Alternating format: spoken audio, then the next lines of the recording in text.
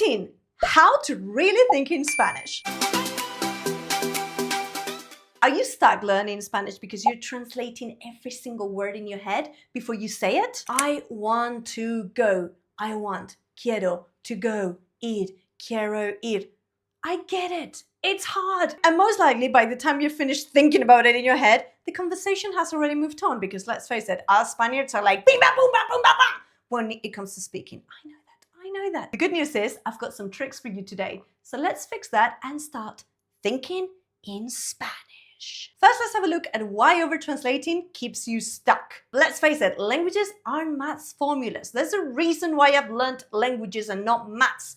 My brain is language orientated. I was absolute crap at maths. Word-for-word translation makes you slower, sound absolutely robotic. Let me tell you, ChatGPT sounds more natural than you when you do that. And you miss the real life native structures. Let me give you some real examples of what students say versus what us natives say. The student says, soy 25 años. Años if we're lucky, because a lot of the times they say años, but let's not go in there, okay? So, I am 25 years old. No, in Spanish we say, tengo 25 años. If you translate it literally, you are screwed. It makes sense. How would you say it makes sense? ¿Hace sentido? Error. Spaniards don't say that. We say, tiene sentido. It has sense. I'm excited. How would you say it? Estoy excitado? Ay, Dios mío de mi vida. That literally means you are sexually excited. You want to say, qué ilusión. Tengo ganas. I'm cold. How would you say that? Estoy frío? Error, amigo mío. It's tengo frío. Tengo frío. I have cold. Tengo frío. You get my point? See? You can't just copy the English grammar because there's going to be many cases where, unfortunately, it's not going to work. Spanish has its own logic, I guess. Okay, so now the question is, Patri, how can I think in Spanish? First tip, you're going to learn chunks, not words, chunks. So instead of saying, I want to go, just memorize the phrase. Quiero ir. I want to go. So you know that I want to go, which you're more than likely to use that many times a week. This is going to say, quiero ir, quiero ir, quiero ir. And it's going to come to you naturally, fast and quick. I have to go. Tengo que irme. So you've got that one in your pocket, ready to go, ready to roll. Tengo que irme. I have to go. Tengo que irme. Adiós. Tengo que irme. You don't have to be translating it little by little. Hey, can we meet up one day? A ver si quedamos. A ver si quedamos. Literal meaning, let's see if we meet. Doesn't make any sense in English, but that's what we say in Spanish. When you're trying to meet up with someone, oye, a ver si quedamos. A ver si quedamos. Un día de estos, one of these days. So have it ready to go. Tip number 2, you're going to describe what's around you in Spanish. This is just to train your brain to live in Spanish. You are tricking your subconscious mind, okay? You're learning how to live in the language. Por ejemplo, you're at home cooking and you say, estoy cocinando. Estoy cocinando. I don't care if your cat is around and no one else. You tell your cat, estoy cocinando, okay? Cats speak many languages, let me tell you. My cats were bilingual or trilingual, probably. Tengo hambre. I am hungry. Tengo hambre. How many times are you going to say that phrase? I say it at least 5 times a day. Tengo hambre. Tengo hambre.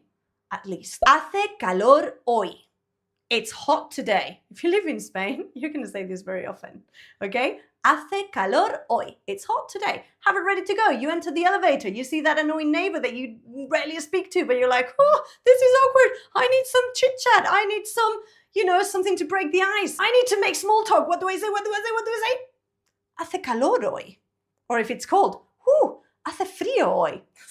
Literally it, guys. That's it. That's it. Número 3, and this one comes really handy because you always ask me, Patty, how did you learn English? How do you have that accent? You sound British.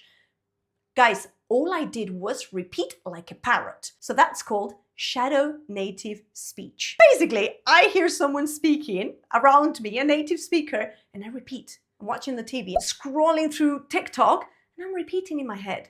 Okay? So listen to podcasts, videos, anything you like, guys, and repeat the words in your head. Not only in your head, but actually in real life, okay? Put that speech to work. Train your tongue, train all your organs to make those sounds. The rhythm, the tone, they will end up coming to you naturally, especially if you're learning in chunks.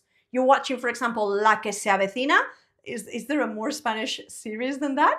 You're watching La que se avecina, or I don't know, La Casa de Papel, Money Heist, and you're repeating those chunks and you're repeating those sounds, just like the protagonist says it, okay? And of course, last but not least important, accept imperfection, okay? Super important. I know you stress out about mistakes so much, and it breaks my heart. Genuinely breaks my heart. Being fluent in a language does not mean zero mistakes. Guys, I'm the girl that dropped the C-bomb at my Catholic staff school barbecue the first time I was living in England, okay? Because I thought it meant naughty. I learned the lesson, I learned the shock, and let me tell you, I had a good laugh out of it. The other day, I was teaching Spanish and I wanted to say I was swimming like a dog, okay? And I said I was swimming doggy style. You can't beat me to embarrassing mistakes. There's no way you can. And I have a laugh every time I make them. And it doesn't matter how fluent I am in English, I will keep making embarrassing mistakes for the rest of my life because it's part of a language. Even as a Spanish speaker, I make mistakes and they make hilarious stories. So make those mistakes, learn from them, and then tell the story to someone else. So, recapitulemos. Número uno, learn chunks, not words. Número dos, describe your daily life in Spanish. Me estoy cepillando los dientes. I'm brushing my teeth, por ejemplo. Número tres, shadow natives. Nowadays, there's not an excuse not living in, a Spanish-speaking country. You can literally be immersed in the Spanish world from your house, with your TV, with your phone. So I'm not taking any excuses. And número cuatro, embrace those mistakes. Focus on your flow, not on perfection.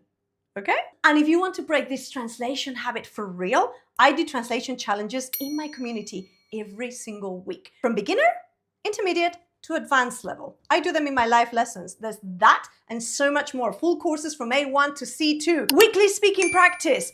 Community chat where we have a good laugh and post memes all the time. And my favorite, meetups all around the world. Pues hala, ya lo sabes. Ahí te espero. I'll see you there. Besito. Adiós.